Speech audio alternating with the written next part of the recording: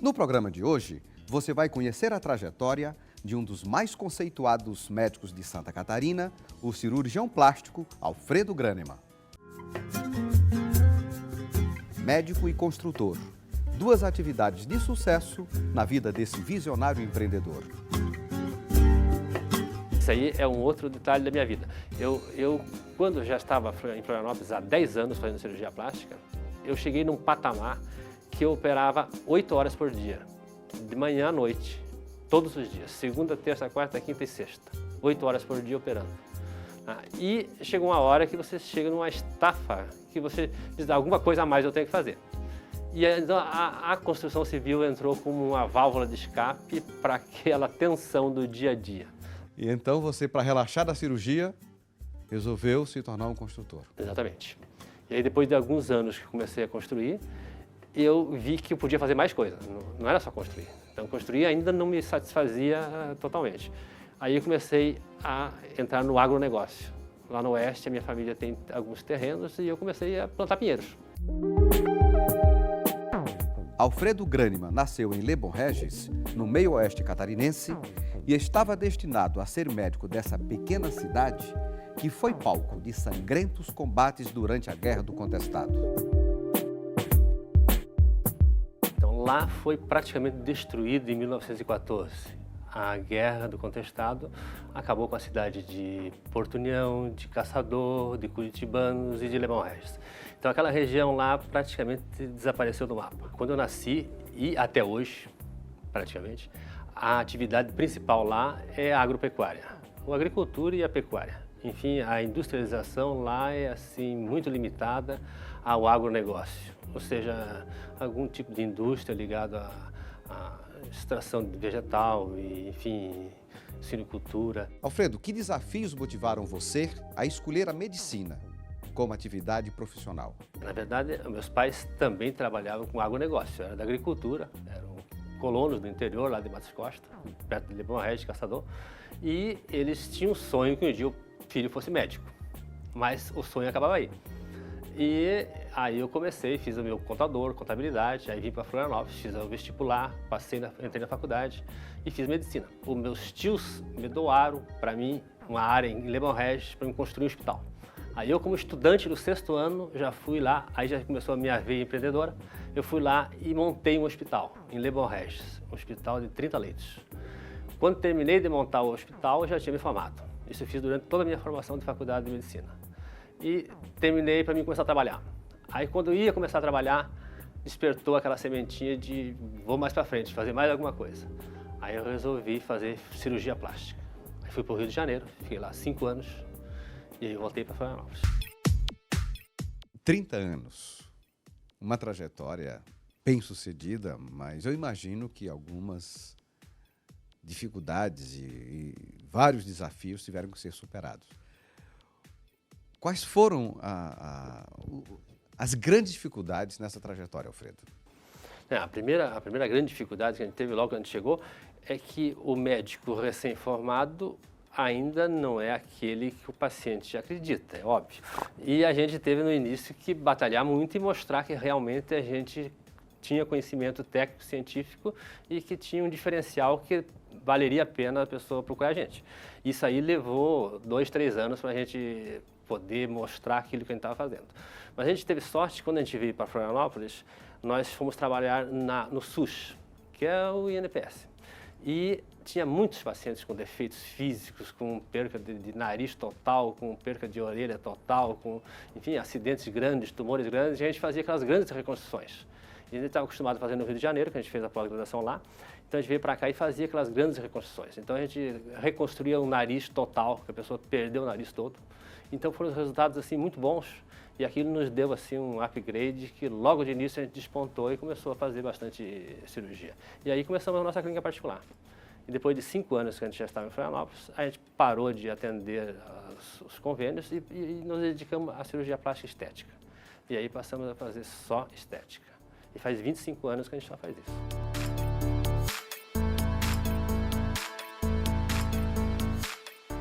Mais de 20 anos nós estamos nos aturando, né? O Alfredo, dentro da trajetória Serviço de Saúde de Florianópolis, ele agregou algumas coisas. O conceito de clínica, praticamente, hoje que nós temos arregado tão comum aqui em Florianópolis, começou há 20 anos, 1986 aproximadamente, com a inauguração da primeira clínica Jane de Cirurgia Plástica aqui no centro de Florianópolis, na rua Crispim Meira.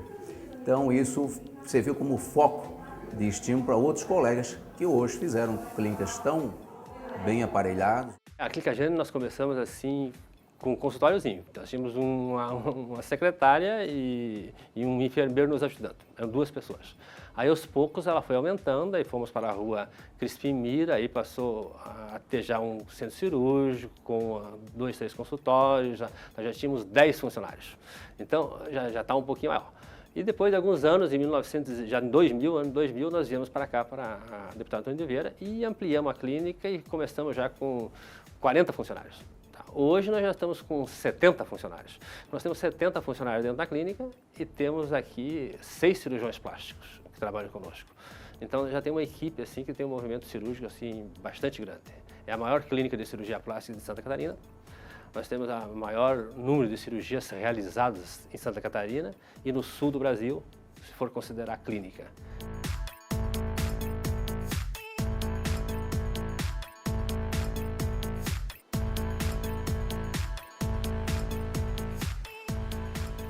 Com certeza, a gente deve a esse crescimento todo da clínica ao profissional Dr. Alfredo.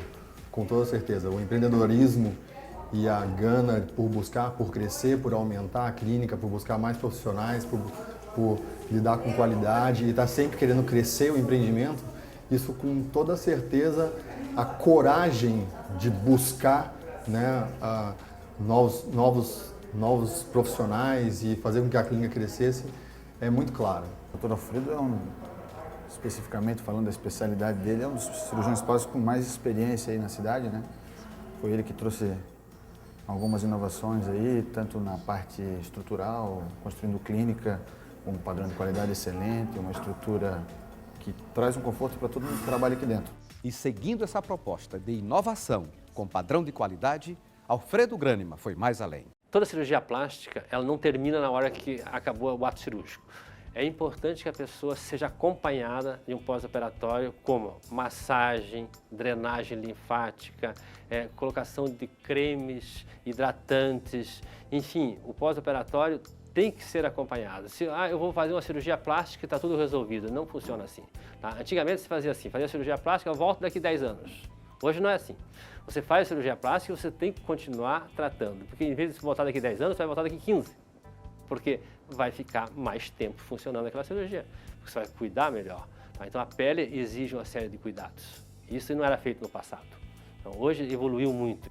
Com esse pensamento, ele incentivou a filha Jane a dirigir o Centro de Estética anexo à clínica. E ela realmente trabalha muito, ela tem uma clínica dela sempre cheia, sempre lotada, mas para ela começar, nós conversamos muito e a gente chegou à conclusão que ela tinha que se preparar e muito bem. Então o que a gente acertou antes? Antes de começar a trabalhar, ela queria logo trabalhar, vamos trabalhar. Eu não, primeiro você vai fazer pós-graduação, ela foi para Buenos Aires, fazendo o melhor centro de cirurgia plástica de Buenos Aires, aí foi para Paris, ficou mais 2 anos em Paris, fazendo lá pós-graduação também. Aí quando ela estava realmente bem preparada, eu digo, agora está na hora de você abrir a clínica. Com 16 anos, eu já estava começando a fazer estágio na minha área, com 16 anos. Né? Com 18 anos, eu já estava na clínica com a melhor fisioterapeuta do Brasil em pós-operatório. Fiquei com ela 4 anos e depois voltei para ela mais uns 3, 4 anos em estágio. O Brasil sempre foi referência no mundo. A referência graças ao Ivo Pitangui, que até hoje é vivo e é um grande cirurgião, continua operando.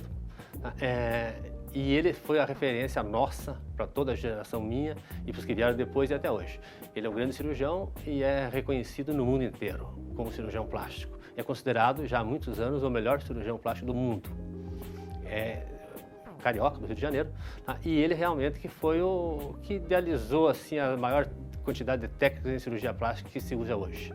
Então, é graças a eles que a grande parte dos médicos, não, vou fazer cirurgia plástica. Plástica de mama, a que é mais executada no mundo inteiro até hoje, é uma técnica que o Ivo Pitangui fez. Foi ele que desenvolveu a técnica. Ele que hoje já tem outras técnicas mais novas, tem outras técnicas já diferentes, mas a dele é a mais consagrada e mais feita no mundo todo. O que é que caracteriza, ou o que diferencia o teu procedimento que te consagrou como um dos melhores médicos de face? A cirurgia plástica, ela começou a se desenvolver já há muitos anos, 50 anos atrás. E no começo, a ideia era puxar, esticar, tirar tudo, deixar lisinho, deixar sem prega, deixar esticadinho, deixar novinho. Essa era a ideia. Tá? E com o passar do tempo, chegou-se à conclusão que não era esse o resultado que as pessoas queriam. As pessoas queriam ficar melhor, mas sem marcas. Tá? E aí nós seguimos esse caminho, ou seja, nossas cirurgias plásticas de face, a gente faz o mínimo possível desde que dê uma melhora e que não apareça nenhuma sequela. A pessoa não pode chegar e olhar para ti e dizer, foi feita cirurgia plástica. Então a ideia é que ninguém descubra que nós fizemos uma cirurgia plástica. Existe a técnica de orelha que nós aqui na Clínica Jânio, com o Dr. Oswaldo e o Dr. Jorge, nós criamos uma técnica que hoje é usada no mundo inteiro. Entendeu? Uma técnica que faz plástica de orelha sem corte. Ou seja, faz um furinho atrás da orelha, raspa a orelha e dá um ponto interno e faz com vídeo, um aparelho de vídeo por dentro, faz via televisão e não tem cicatriz. Então essa é uma cirurgia que nós inventamos em Santa Catarina e exportamos para o mundo inteiro. Nós temos a nossa clínica uma UTI que é chamada de UTI preventiva. Então UTI preventiva, até o próprio termo já parece que não combina muito, porque UTI é para quem está grávida, que está morrendo. Tal. E para que preventiva? Mas a ideia é exatamente essa. Então o que nós temos aqui? Nós temos uma estrutura de UTI com todos os aparelhagens, com equipe médica, com enfermagem especializada para cuidar da pessoa que não precisa da UTI. Ou seja, para aquela pessoa que foi operada, terminou a cirurgia, está bem, mas ela vai para a UTI. Por que ela vai para a UTI? Para que não complique. Porque o que acontece na cirurgia? O maior índice de complicação em cirurgia é no pós-operatório imediato, logo depois que termina a cirurgia. Ali que acontecem os problemas. Então é isso que nós temos que evitar. Todo ato cirúrgico oferece algum tipo de risco. Alfredo Granima explica por que a lipoaspiração aparece tantas vezes na imprensa, apontada como a causa de morte de pacientes. É porque, na verdade, a lipoaspiração é uma das cirurgias mais realizadas. Então, em termos estatísticos, é uma das que tem mais complicações. Mas não é verdade que a lipoaspiração é uma das cirurgias mais tranquilas que existe. Morreu alguém lá, morreu não sei aonde mais alguém. Não foi da lipoaspiração. Foi de uma complicação da anestesia, foi de uma complicação cardíaca que a pessoa tinha. Como é uma cirurgia bastante realizada, estatisticamente aparecem mais casos de complicações. Porque a cirurgia em si é a cirurgia mais tranquila que existe. Porque o que acontece quando você faz uma lipoaspiração? Você retira gordura e líquidos. Hoje não se retira quase sangue. Então não existe perca sanguínea. Então não existe possibilidade de complicar pela lipoaspiração. O Alfredo ele tem uma característica muito importante dentro da área médica. Ele tem uma preocupação extrema com a segurança do paciente. E com isso, eu acho que é grato esse respaldo que ele tem ao longo desse tempo, desde 1986, quando foi inaugurada a Clínica Jânio propriamente, por esse reconhecimento, né, do respeito à dignidade do ser humano, do paciente como um todo. Então, eu acho que uma das características que realmente sobressaiu. O Alfredo ele não é um paciente, é um cirurgião de indicar grandes procedimentos combinados que demoram muito ou ao mesmo tempo e podem colocar em risco a saúde do paciente. Não é à toa que a Clínica Jânio vai fazer 30 anos, né? E chegou onde chegou por causa da visão dele, assim. Todo o conhecimento que ele tem da luta, de uma trajetória. Eu acho que todos nós sabemos e somos conscientes de que nós temos as nossas limitações e que tem uma hora que nós vamos diminuir nossa produção e tem uma hora que vamos morrer. Então, você tem que ter os objetivos. Tá? E um objetivo meu final e que ainda faz parte do meu futuro é escrever. Eu quero fazer um livro, no mínimo. Uma das grandes contribuições que eu gostaria de dar é elucidar um pouco essa relação de médico-paciente. Que o paciente imagina o médico um Deus, faz tal coisa, e o médico nem sempre é esse Deus. Muitas vezes ele tem os seus erros, tem seus acertos, Então, é botar as coisas mais na realidade, para as pessoas possam enxergar melhor o que realmente é a medicina, como que ela faz, quem são os médicos que realmente produzem, quem são os médicos que só estão aí para fazer de conta que existe muitos. Tá? Então, enfim, melhorar essa relação do médico com o paciente, tá? Para que os pacientes possam ganhar mais com isso e que os médicos possam realmente mostrar aquilo que eles fazem bem feito. Que hoje não, é muito conturbado, assim, você vai lá, eu ouvi falar de um médico cirurgião plástico muito bom, e às vezes é um tremendo picareta. Mas como o paciente pode identificar se o cirurgião plástico é um bom profissional ou um picareta? Essa informação é muito simples. Tem duas maneiras dele conseguir. A primeira, ele liga para o Conselho Regional de Medicina de Santa Catarina e solicita por telefone. O médico é cirurgião plástico? O Conselho Regional de Medicina vai dizer se é ou não. Essa é uma maneira. A segunda maneira, ele entra na internet. A internet hoje tem tudo. Tá, você entrar na internet, vai entrar na Sociedade Brasileira de Cirurgia Plástica. Você vai lá entrar na Sociedade Brasileira de Cirurgia Plástica e vai ver se ele realmente é cirurgião plástico ou não. Tá? E ali vai estar discriminado todos os cirurgiões plásticos de cada estado. Então, Florianópolis tem cirurgião plástico 1, 2, 3, 4, 50. E os outros todos que aparecem por aí não são cirurgião plásticos. E não existe um órgão da categoria que iniba que um médico de outra especialidade pratique a cirurgia plástica? Infelizmente, não. É um grande absurdo, mas é uma verdade. A lei diz o seguinte: todo médico pode fazer qualquer cirurgia. É um absurdo, mas é isso que a lei diz. Tá? A lei diz que eu, como cirurgião plástico, posso fazer uma cirurgia de crânio. Posso abrir o crânio, posso abrir o pulmão, posso operar o coração. Não tem nenhuma lei que me proíba. Tá? Então, mesmo que eu não seja especialista, pela lei eu posso fazer. Eu não vou ser um perito, não vou ser especialista, mas não estou proibido. Tá? O que é proibido é divulgar. Então, a Sociedade Brasileira de Medicina e o Conselho Regional de Medicina proíbe que você anuncie que tu é especialista, mas não proíbe que tu faça. Então, o que acontece com os médicos picaretas? Eles abrem um consultório, vão lá e se dizem o cirurgião plástico e ficam anunciando, distribuem cartãozinho para 500 pessoas e aí faz aquele meio ali, todo mundo, lá tem um cirurgião plástico bom. O médico cirurgião plástico, além dele fazer 3 anos de pós-graduação em cirurgia plástica, ele faz mais 2 anos de pós-graduação em cirurgia geral. Ele tem que ter no mínimo 5 anos de pós-graduação, após os 6 anos de faculdade. O que é mais gratificante em sua atividade profissional? Costumo fazer essa pergunta para profissionais de diversas áreas. Veja o que o Alfredo respondeu. Com certeza não é o dinheiro. O dinheiro não traz satisfação e realização profissional. Tá? O que realmente me gratifica é o olhar e ver a pessoa que eu operei e dizer assim, eu gostei, eu estou contente, estou alegre, pô, que bom. Tá? É o olhar da pessoa retribuindo aquilo que eu fiz. É isso que realmente me traz satisfação. É eu chegar e a pessoa me olhar para mim nos olhos e dizer, gostei, tá bom. Tá? Então eu fiz uma pessoa um pouquinho melhor do que ela era. Tá? Pelo menos para ela, é isso que importa. Tá? A pessoa vai se sentir bem. Eu era estudante de medicina e aprendendo a fazer partos, o meu primeiro parto foi tão bem realizado, tanto sucesso, que a mãe chegou e disse assim, eu vou dar um nome para o meu filho, o teu nome. Foi o primeiro Alfredo que eu conheci, como ainda nem médico, entende? E é uma coisa que realmente me marcou.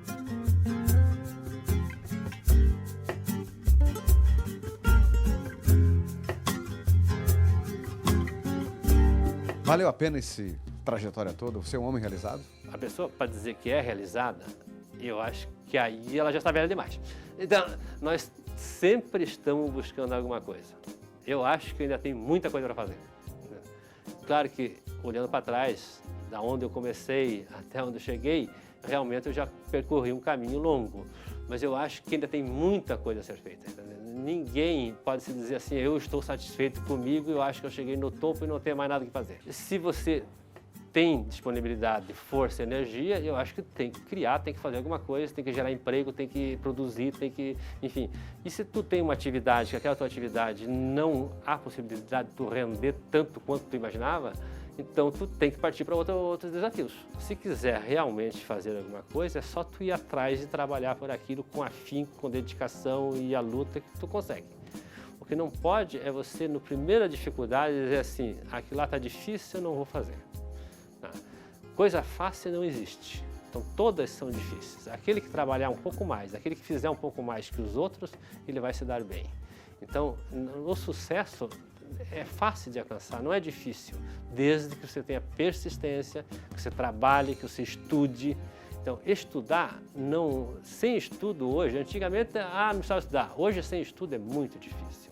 Eu tenho 5 pós-graduações. Uma coisa fundamental é o trabalho. Não existe ninguém com sucesso sem trabalho. Então, você tem que trabalhar acima da média. Se trabalhar igual à média, tu vai ser igual à média. Então, você tem que trabalhar acima da média, primeira coisa. Então, não existe, eu vou ter sorte. Pode ser ganhar na loteria esportiva e tal, mas você tem que trabalhar muito. Tá? Segundo, não adianta só trabalhar. Trabalhar está cheio de gente que trabalha muito e não faz quase nada. Tá? Então, você tem que trabalhar, mas trabalhar com dedicação e trabalhar de uma qualidade acima da média. Então, você tem que estudar a mais do que os outros. Então, o meu parâmetro na minha vida sempre foi assim, eu faço um pouco mais do que os outros, em tudo que eu puder fazer.